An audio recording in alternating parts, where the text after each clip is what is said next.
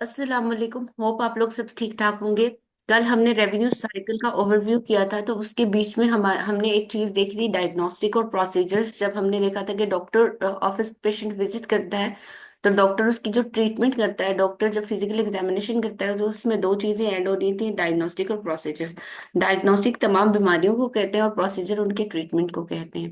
Medical billing में जो भी ट्रीटमेंट्स होते हैं, जो भी बीमारियां होती हैं, उनको यूनिफाई रखने के लिए उनके कोड्स इस्तेमाल करते हैं रेदर देन डिस्क्रिप्शंस। तो हम अब जो है डिफरेंट तरह के कोड्स जो मेडिकल बिलिंग के अंदर यूज हो रहे हैं, कोड्स को देखेंगे, उनके स्ट्रक्चर्स को देखेंगे, उनकी बैकग्राउंड को देखेंगे कि कहाँ से वो बनते हैं, कैसे वो रिवाइज होते हैं, ये सारी चीजें। तो ये मेडिकल कोडिंग होती है। बेसिकली मेडिकल कोडिंग और आपकी जो आईटी की कोडिंग होती है उसके अंदर फर्क होता है। ये बेसिकली हमारी जितनी भी ट्रीटमेंट और जितनी भी डिजीज होती हैं उनको जो है वो कोड्स में कन्वर्ट किया जाता है। रीजन इसकी ये है कि जाहिर है एक इंफॉर्मेशन जो है वो ट्रेवल करती है डिफरेंट एंटिटीज के दरमियान में, और उस इंफॉर्मेशन का यूनिफाई रहना जरूरी होता है। पेशेंट जो है वो कन्वे करता है डॉक्टर के साथ इंफॉर्मेशन। डॉक्टर जो है वो सारी इंफॉर्मेशन जो है वो बिलिंग कंपनी के हैंड ओवर करता है। बिलिंग कंपनी उसको क्लेम क्रिएट करने के बाद जो है क्लियरिंग हाउस को भेजती है। क्लियरिंग हाउस से क्लियर होने के बाद वो इंश्योरेंस तक सबमिट होता है। तो ये सारा प्रोसेस स्टेप बाय स्टेप जो है वो इंफॉर्मेशन को यूनिफाई रखने के लिए डेफिनेटली कोड्स की रिक्वायरमेंट है, क्योंकि डिस्क्रिप्शन के अंदर थोड़ा सा भी चेंज होने की वजह से पूरी चीजों का मीनिंग चेंज हो सकता है। तो बीमारियों या ट्रीटमेंट के मामले में इस तरह का रिस्क जो है वो पॉसिबल नहीं है। तो मेडिकल कोडिंग के अंदर हम देखते हैं कि किस तरह के जो है वो हमारे कोड है जो आते हैं। आईसीडी कोड, सीपीटी कोड और मॉडिफायर्स को हम देखेंगे। आईसीडी कोड जो है, ICD stand for international classification of disease. नाम जैसे साउंड कर रहा है, इंटरनेशनल क्लासिफिकेशन ऑफ डिजीज। तो ये तमाम डिजीज के कोड हैं। Disease, disorder, injuries, illness, sign, symptoms, हर वो रीजन जिसकी वजह से पेशेंट ने डॉक्टर ऑफिस विजिट किया है वो उसका आईसीडी है। बेशक उसको कुछ फील हो रहा है, साइन सिम्टम्स है, कोई बीमारी है, इंजरी है, इलनेस है, डिसऑर्डर है, कुछ भी है उसकी वजह से। अब आईसीडी कोड जो है डब्ल्यूएचओ बनाता है, वर्ल्ड हेल्थ ऑर्गेनाइजेशन जो है इसको बनाता है, और governing body World Health Organization है। ये हर साल अक्टूबर में रिवाइज होते हैं। इसके डिफरेंट वेरिएंट्स यूज होते हैं। अभी जो इसका वेरिएंट यूज हो रहा है वो है इसका जो है वो नाइन्थ वेरिएंट, टेंथ वेरिएंट है। बैक टू 2015 इसका नाइन्थ वेरिएंट यूज हो रहा था। वेरिएंट चेंज होने में और हर साल अक्टूबर में रिवाइज होने में दोनों चीजों में फर्क है। हर साल जब अक्टूबर में रिवाइज होता है ये, तो इसमें से कुछ कोड डिलीट हो जाते हैं, कुछ नए कोड ऐड हो जाते हैं, लेकिन स्ट्रक्चर सेम रहता है। अभी इसका जो टेंथ वेरिएंट यूज हो रहा है, शायद 2026 में जो है इसका 11th वेरिएंट होगा। अभी इसका जो वेरिएंट यूज हो रहा है, टेंथ वेरिएंट, इसका जो स्ट्रक्चर होता है, अल्फा न्यूमेरिक कैरेक्टर्स हैं इसके। 3 to 7 कैरेक्टर्स होते हैं। कम से कम 3 कैरेक्टर पे एक आईसीडी कोड जो है वो कंप्लीट कोड बन जाता है, और ज्यादा जो है आईसीडी कोड कैरेक्टर्स में जो है वो 7 कैरेक्टर्स पे जाते हैं। पहले 3 कैरेक्टर्स जो होते हैं वो बीमारी की कैटेगरी को शो करते हैं। सिर्फ कैटेगरी से ही बीमारी जो है, अगर उसको मजीद एक्सप्लेनेशन की रिक्वायरमेंट ना हो, तो 3 कैरेक्टर्स पे भी कोई बीमारी कंप्लीट हो सकती है। जैसे हाई ब्लड प्रेशर होता है, हाइपरटेंशन का कोड होता है आई 10। आई 10 जो है ये शो करता है कि पेशेंट का ब्लड प्रेशर जो है वो हाई है। तो हाई ब्लड प्रेशर को मजीद एक्सप्लेनेशन की रिक्वायरमेंट नहीं है, इसीलिए 3 कैरेक्टर्स के ऊपर वो कोड कंप्लीट है।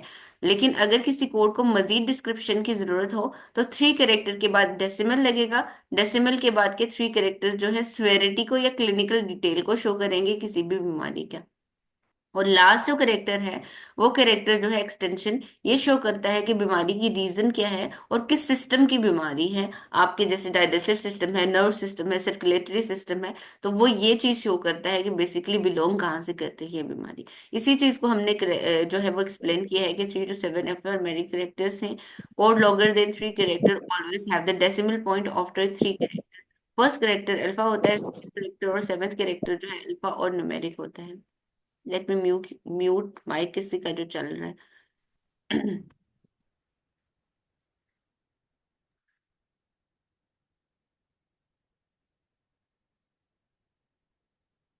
सेकेंड कैरेक्टर और सेवेंथ कैरेक्टर अल्फा या न्यूमेरिक हो सकता है। Seventh character use to certain chapter, पता चलता है कि कौन से चैप्टर का है। इंजरीज है, एक्सटर्नल इंजरीज है, इंटरनल इंजरीज है, ये सारी चीजें जो है ये शो कर रहा होता है। उसके बाद जो सेकंड कोड आते हैं वो सीपीटी आते हैं। सीपीटी करंट प्रोसीजर टर्मिनोलॉजीज होते हैं। करंट प्रोसीजर टर्मिनोलॉजीज को अमेरिकन मेडिकल एसोसिएशन बनाता है। ये ये क्या होता है? Code set is design to communicate the unified information about the medical services और प्रोसीजर्स। तमाम सर्विसेज प्रोसीजर जो फिजिशियन जो कर रहा होता है पेशेंट के ऊपर, वो इसके अंदर आ रही होती हैं, सीपीटी कोड के अंदर। यानी तमाम ट्रीटमेंट के कोड जो हैं वो सीपीटी कोड के अंदर आते हैं। अच्छा, सो सीपीटी कोड जब जो भी होते हैं हमेशा को रिलेटेड होते हैं आईसीटी कोड के साथ। यानी आईसीडी कोड जो होते हैं, बीमारियां जो होती हैं वो, और जो है, जो उनकी ट्रीटमेंट जो है आपस में को रिलेटेड होंगे। क्योंकि अगर वो को रिलेटेड नहीं होंगे तो जो इंश्योरेंसेस हैं उन क्लेम को पे नहीं करेंगे। इसका मतलब ये होता है कि जितनी भी बीमारियां होती हैं, ट्रीटमेंट उनसे मुतालिका होना जरूरी है, या जो ट्रीटमेंट होता है बीमारी उससे रेलिवेंट होना जरूरी है। अगर कोई किसी बंदे को जो है वो टेम्परेचर है, डॉक्टर उसका एक्सरे परफॉर्म कर रहा है, तो ये कोई इरेलीवेंट एक प्रोसीजर है, उसका कोई सेंस नहीं बन रहा, उसकी जरूरत नहीं है। तो इस तरह से अगर आपकी बीमारी जो है वो रेलिवेंट ना हो आपकी ट्रीटमेंट से, या ट्रीटमेंट जो है वो उसको कॉम्प्लीमेंट ना कर रहा हो बीमारी को, तो उस पे इंश्योरेंस जो है क्लेम्स को पे नहीं करती। वो कहती है कि मेडिकल नेसेसिटी है, इसकी रिक्वायरमेंट नहीं थी जो ट्रीटमेंट किया गया है। तो इसलिए इन दोनों का कॉम्बिनेशन बेहतर बनना जो है वो जरूरी है। 5 कैरेक्टर का कोड होता है जो सीपीटी कोड होता है। इसको हम प्रोसीजर कोड भी कहते हैं, और प्रोसीजर कोड शुड बी को रिलेटेड टू डायग्नोस्टिक, जो ऑलरेडी मैं आपको बात बता चुकी हूँ।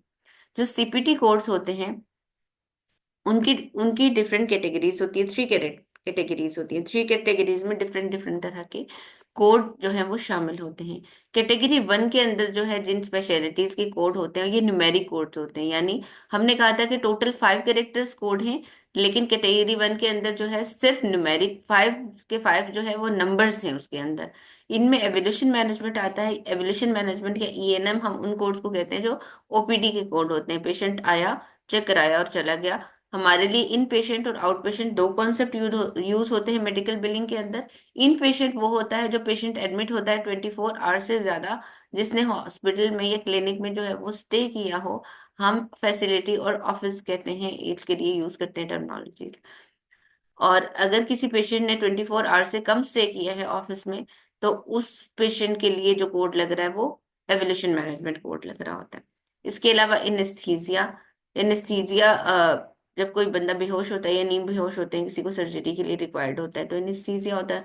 सर्जरी जो होती है थ्रू कट्स ट्रीटमेंट होती है। रेडियोलॉजी, एक्सरे, इमर्जिंग जो होती है वो रेडियोलॉजी के अंदर आती है। पैथोलॉजी लैब्स वगैरह आती है। और सिंपल मेडिसिन की कोड जो है वो ये सीरीज है जो न्यूमेरिक है। आप लोगों को ज्यादातर जो स्पेशलिटीज जो डॉक्टर्स की हैं वो आना जरूरी है मेडिकल बिलिंग की फील्ड में आने के लिए। क्योंकि हम लोग डिफरेंट तरह के डॉक्टर्स से काम कर रहे होते हैं, तो हमें उनकी स्पेशलिटीज के लिए जो टर्मिनोलॉजीज नॉर्मली कर रहे होते हैं, वो टर्मिनोलॉजीज जो है वो डिफरेंट होती हैं, और एक्चुअल में जो उनकी स्पेशलिटीज होती हैं वो डिफरेंट होती हैं। तो इसलिए जो है वो हम लोगों को प्रॉपर जो है वो स्पेशलिटीज का पता होना चाहिए। तो आप लोगों ने ये काम करना है कि डिफरेंट तरह की आराम से आप लोगों को चैट जीपीटी में, गूगल में जो है वो स्पेशलिटीज जो है वो मिल जाएंगी। आप लोग जो है वो स्पेशलिटीज को रिव्यू कर लिया करें, ताकि आप लोगों को आसानी हो जब भी आप जो है या किसी भी स्पेशलिटी को देखो, आपको आइडिया हो जाए कि वो डॉक्टर बेसिकली काम क्या करता है। उसके बाद हमारे पास कैटेगरी 2 के अंदर जो आती है वो S C P S codes आते हैं। हेल्थ केयर प्रोसीजर कोड्स होते हैं। Health care common procedures code इनको कहते हैं। ये लेवल 2 के अंदर आते हैं। लेकिन अभी जैसे मैंने आपको बताया कि आपके जो सीपीटी कोड होते हैं उनको अमेरिकन मेडिकल एसोसिएशन बनाता है। लेकिन कैटेगरी 2 के अंदर जो एससीपीएस कोड आते हैं इनको अमेरिकन मेडिकल एसोसिएशन नहीं बनाता। इनको center of Medicare and Medicaid बनाता है, जिसको सीएमएस कहते हैं, center of Medicare and Medicaid services.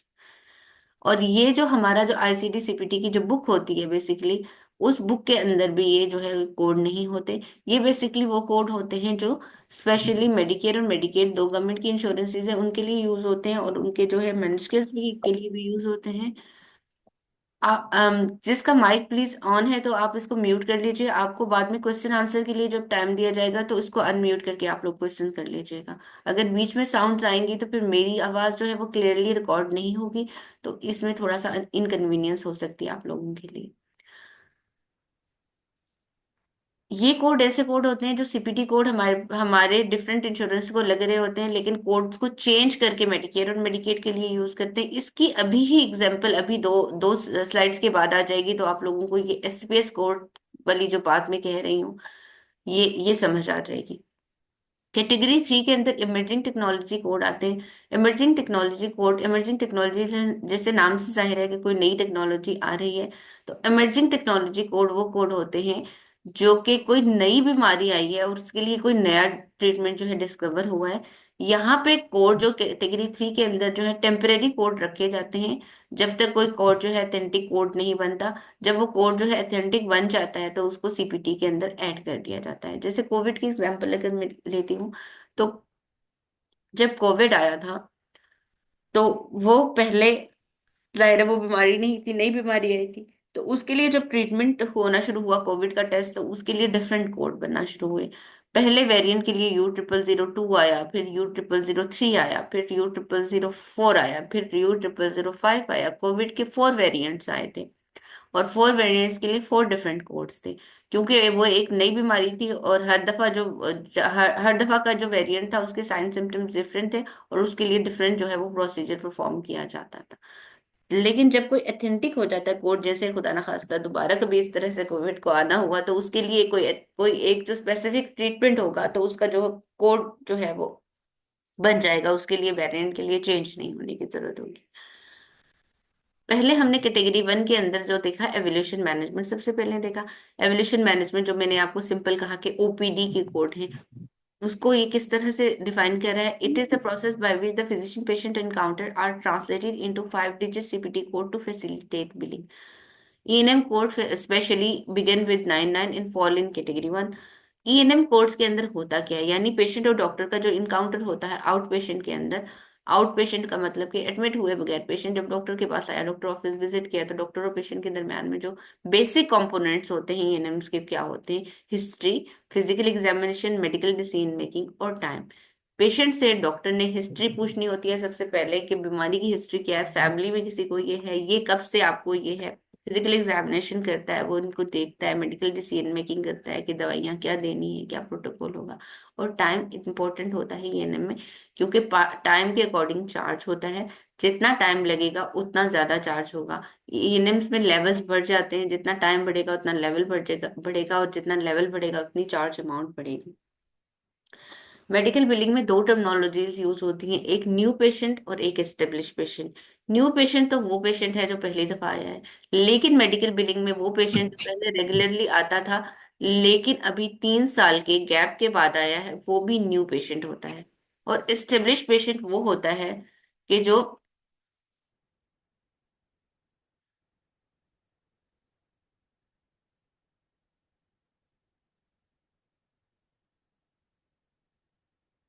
Establish patient वो होता है जो हाफ एन ऑन जो है वो आता रहता है विजिट के लिए, यानी 3 साल से एक दिन भी पहले अगर आएगा तो वो क्या होगा? वो एस्टेब्लिश पेशेंट होगा। तो न्यू और एस्टेब्लिश पेशेंट के लिए चूंकि कोड्स वगैरह सब अलग जा रहे होते हैं, इसलिए न्यू और एस्टेब्लिश पेशेंट का पता होना जरूरी है। जो कोड मैं कह रही हूँ ईएनएम्स के, आउट पेशेंट न्यू और आउट पेशेंट एस्टेब्लिश, अगर आप देखें स्क्रीन पे आपको नजर आ रहा है। लेवल 1 के अंदर यानी 10 या 15 मिनट के अंदर कोई पेशेंट चेक नहीं हो सकता, इसलिए जो है वो ईएनएम्स का लेवल 1 नहीं लगता, लेवल 2 से स्टार्ट होता है। 99202 जो है वो न्यू पेशेंट के लिए है, लेवल 1 लेवल 2। और जिसके लिए टाइम ड्यूरेशन अगर देखें तो 15 से 29 मिनट लगेंगे। और इस्टेब्लिश पेशेंट के लिए 99212 है, 10 से 19 मिनट्स लगेंगे। न्यू पेशेंट के ऊपर डॉक्टर को ज्यादा टाइम इसलिए लगता है क्योंकि उसकी हिस्ट्री नहीं पता होती उसको। इस्टेब्लिश पेशेंट की हिस्ट्री पता होती है, तो डॉक्टर जो है कंपेरेटिवली कम टाइम लगाता है उस पे। इसका आप अगर इंटरवल देखें तो टाइम ड्यूरेशन दोनों का, न्यू और एस्टेब्लिश का, फर्क आता है। उसी तरह से आप देखें कि हर जितना टाइम बढ़ता जा रहा है लेवल भी बढ़ता जा रहा है। 99203 हो गया, 204 हो गया, 205 हो गया। इसी तरह से जो है वो लेवल बढ़ता है। और डेफिनेटली डॉक्टर जब ज्यादा टाइम लगाता है, 15 मिनट किसी पे लगाता है, फिर 30 लगाता है या 45 लगाता है या 60 लगाता है, तो उसकी जो फीस जो है वो बढ़ती जाती है। तो इस तरह से ईएनएम के लेवल के अकॉर्डिंग जो है चार्ज अमाउंट जिसको कहते हैं, फीस जो हम कह रहे हैं चार्ज अमाउंट होती है, तो वो चार्ज अमाउंट जो है वो बढ़ती रहती है।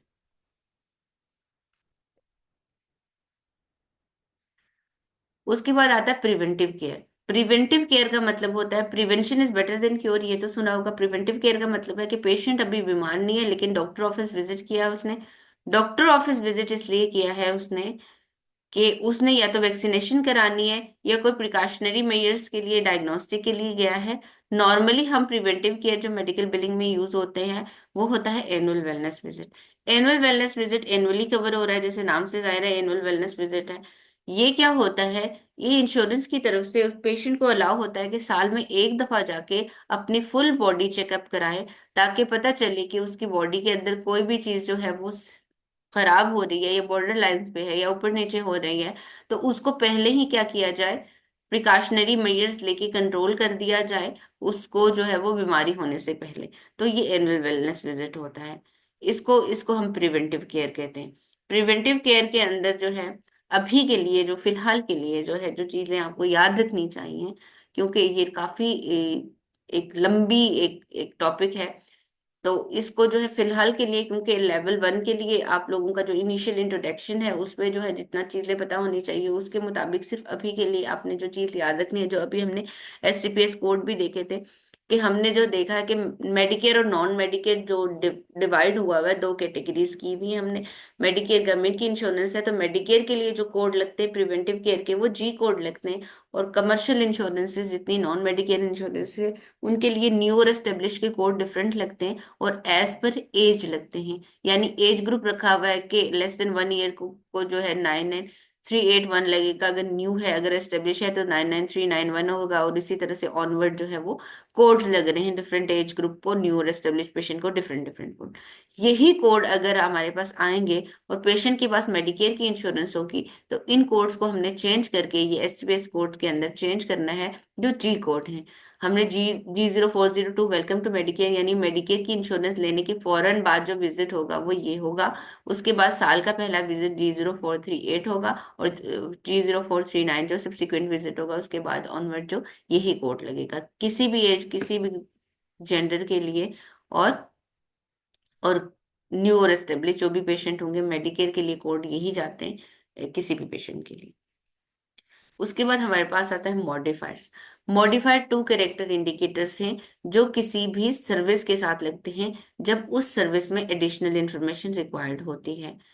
कभी कभी ये सर्विसेज होती हैं जिनके अंदर जो है एक्सप्लेनेशन रिक्वायर्ड होती है, तो उनके साथ हम मॉडिफायर्स भेजते हैं। मॉडिफायर जो होते हैं टू कैरेक्टर इंडिकेटर्स होते हैं, अल्फाबेट भी हो सकते हैं, न्यूमेरिक भी हो सकते हैं और अल्फा न्यूमेरिक भी हो सकते हैं। तीन तरह के होते हैं modifier. Pricing modifier, pricing modifier नाम से ही जाहिर है कि जैसे ही किसी सर्विस के साथ प्राइसिंग मॉडिफायर लगेगा, उस सर्विस की प्राइस या तो कम हो जाएगी या ज्यादा हो जाएगी।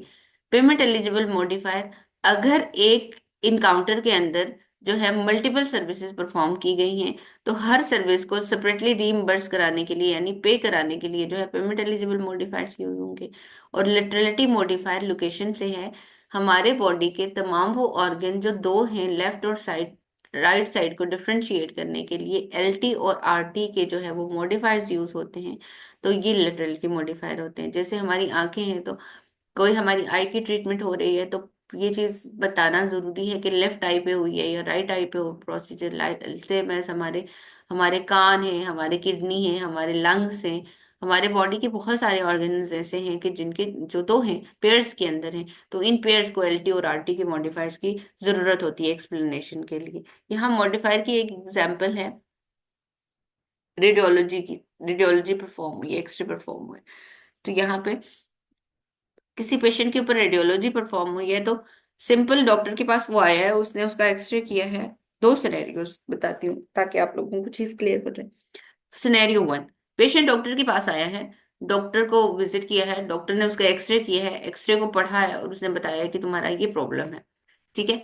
अब यहाँ पे किसी किस्म की एक्सप्लेनेशन की जरूरत नहीं थी, डॉक्टर के पास आया, डॉक्टर ने एक्सरे किया, डॉक्टर ने एक्सरे पढ़ा, बाकी कहीं जरूरत नहीं पड़ी, तो ये जो है रेडियोलॉजी जो है बिल होगी बगैर किसी मॉडिफायर के। सिनेरियो टू, पेशेंट डॉक्टर के पास आया। डॉक्टर ने कहा कि मेरी एक्सरे मशीन चल नहीं रही, मैं एक्सरे लिख के दे रहा हूँ, जाके एक्सरे करा के आओ, सामने लैब है उससे जाके करा के आओ।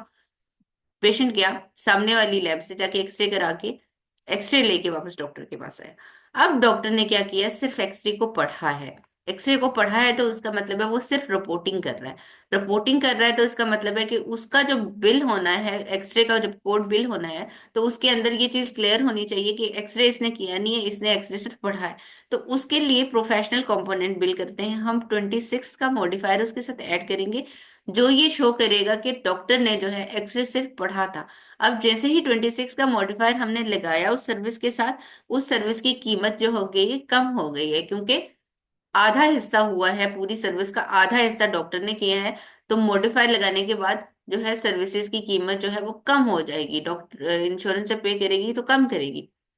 उसी तरह से जो है, ऐसा नहीं है कि इंश्योरेंस इस डॉक्टर को कम कर रही है, टोटल वो पूरा ही पे कर रही है, आधा आधा हिस्सा वो पे करेगी टेक्नीशियन को। टेक्नीशियन जब अपना क्लेम जो लैब थी, जो अपना क्लेम बना के बिल करेगा, तो वो अपने साथ टीसी का मॉडिफायर लगाएगा।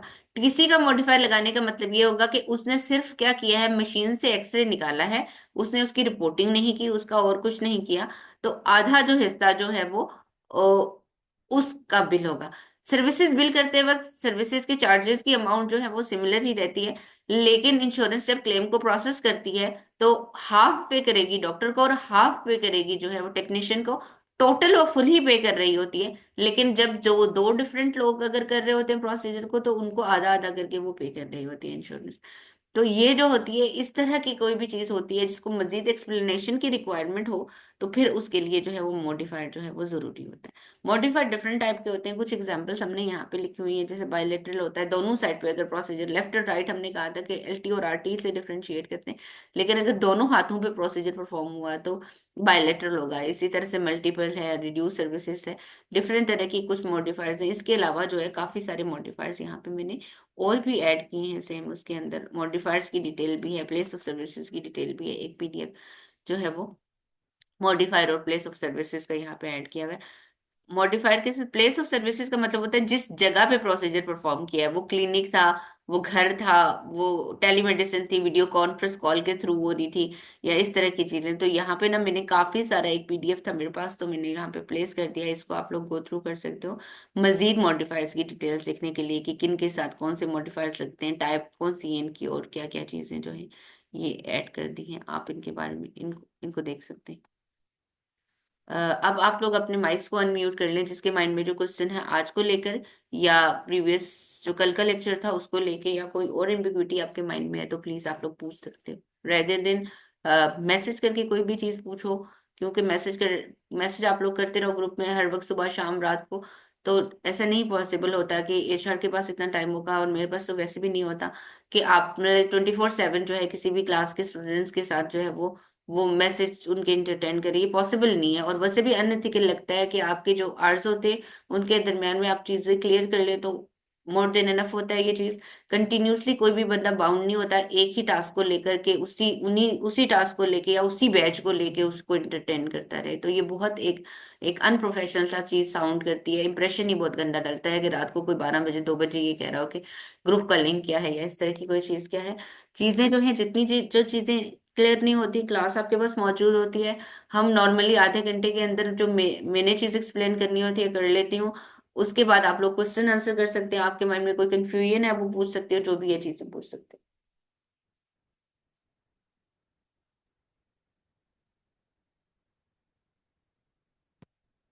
ठीक है, माइंड में कोई क्वेश्चन नहीं है?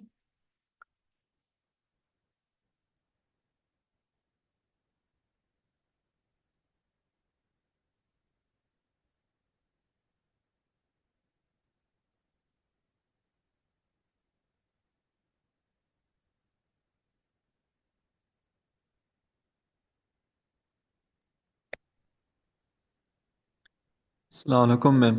वालेकुम अस्सलाम। जी मैम, अभी हमें ये कोडिंग याद रखना है, जो कोड है, तो क्या करना है लेक्चर में, या पूरा लेक्चर ही याद करके रखना है? कोड कौन याद कर सकता है? कोड हजारों किस्म के कोड्स होते हैं, यहाँ पे तो हमने सिर्फ एग्जांपल्स बताई हैं।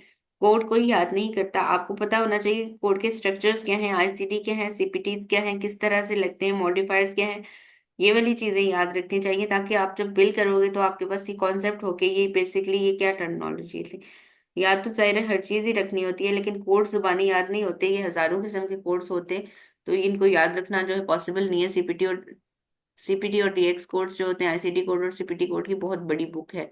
उसको कोई नहीं पढ़ सकता, उसका एग्जाम देने वाले भी ओपन बुक पेपर देते हैं।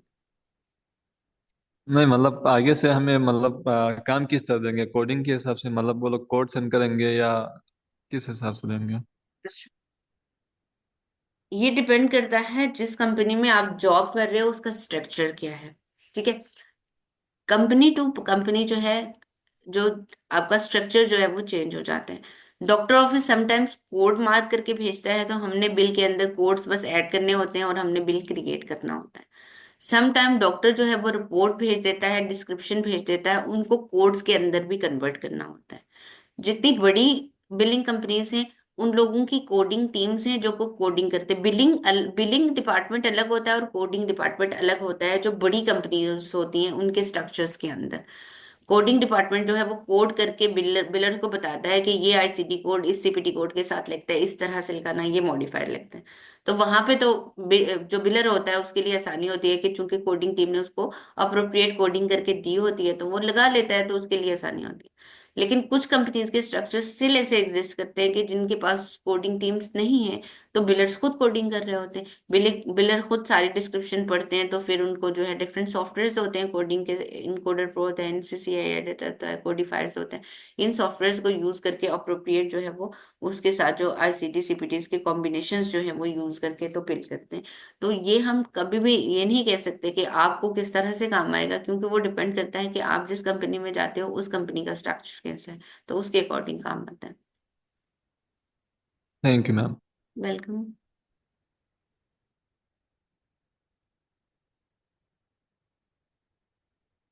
किसी और के माइंड में कोई क्वेश्चन है?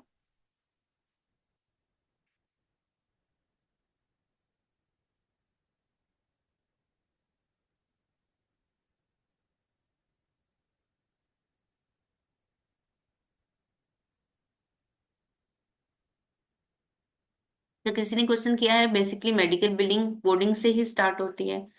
अगर आपने कल का प्रीवियस लेक्चर लिया हो तो आपको पता चले कि मेडिकल बिलिंग रेवेन्यू साइकिल जो है वो हम लोगों ने स्टेप बाय स्टेप देखा है। रेवेन्यू साइकिल के पूरे ही स्टेप्स हमने कल डिस्कस किए थे, अपॉइंटमेंट से लेके फाइनल पेशेंट बिलिंग तक। और उसके अंदर के स्टेप्स के अंदर से हमने देखा था कि पेशेंट का जब विजिट है तो उसके अंदर डायग्नोस्टिक और प्रोसीजर दो टर्मिनोलॉजीज यूज हुई थी।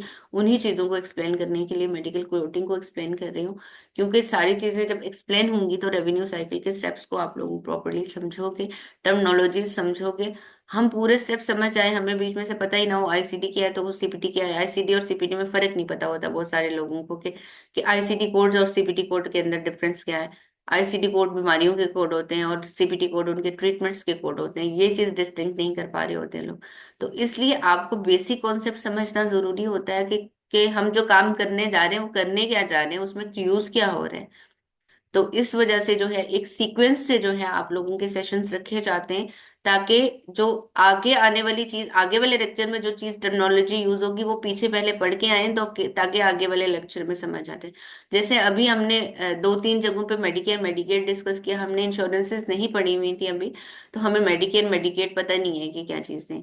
हमने इंश्योरेंसेस पढ़ी होती तो हमें उससे ज्यादा बेहतर तरीके से पता होता। लेकिन इंश्योरेंसेस भी हम लोग पढ़ेंगे, लेकिन उससे पहले ये रिक्वायर्ड था कि हम लोग इसको, क्योंकि इतना ज्यादा उसकी उसकी एक्सप्लेनेशन की जरूरत नहीं थी, यहाँ पे आईसीटी सीपीटी और मॉडिफाइड की एक्सप्लेनेशन की ज्यादा जरूरत थी। तो आगे जब हम इंश्योरेंसेस की डिटेल पढ़ेंगे तो वो चीजें भी क्लियर हो जाएंगी, और बाकी भी जितनी जो चीजें होती हैं रेवेन्यू साइकिल के सारे स्टेप क्लियर हो जाएंगे। हमने क्या करना है, कल हमने ये देखा था कि एक बिलिंग टीम जो होती है, जो बिलर्स की टीम होती है, वो डेमोग्राफिक एंटर करती है सॉफ्टवेयर के अंदर, जो है डॉक्टर ने जो भी डाटा जिस तरह से ईएचआर के थ्रू एफटीपीज के थ्रू स्कैन करके भेजा हुआ था, डेमोग्राफिक एंटर करती है। उन डेमोग्राफिक के बाद जो है वो बिल एंटर करती है। बिल के अंदर जो है हमारे जो है सर्विसेज की डिटेल आती है, जिसमें आईसीडीज और सीपीटीज आते हैं।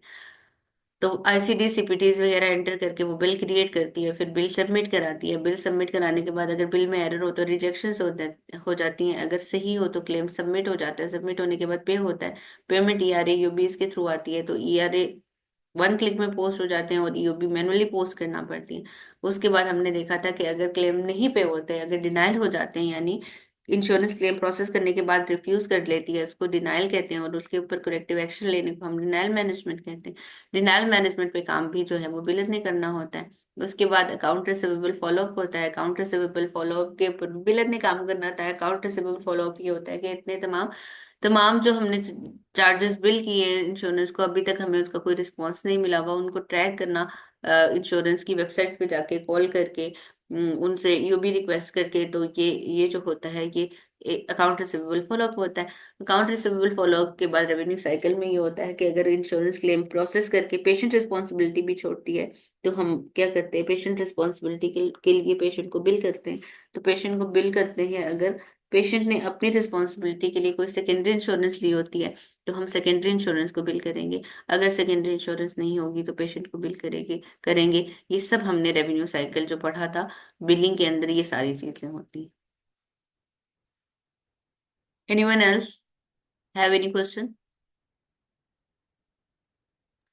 ठीक है, थैंक यू सो मच। अगर क्वेश्चन नहीं है तो फिर मैं इसको सेव कर लेती हूँ, और फिर आप लोग जो है वो उसको जो है वो एक्सेस कर लेना, आपको जो भी रिक्वायर्ड है।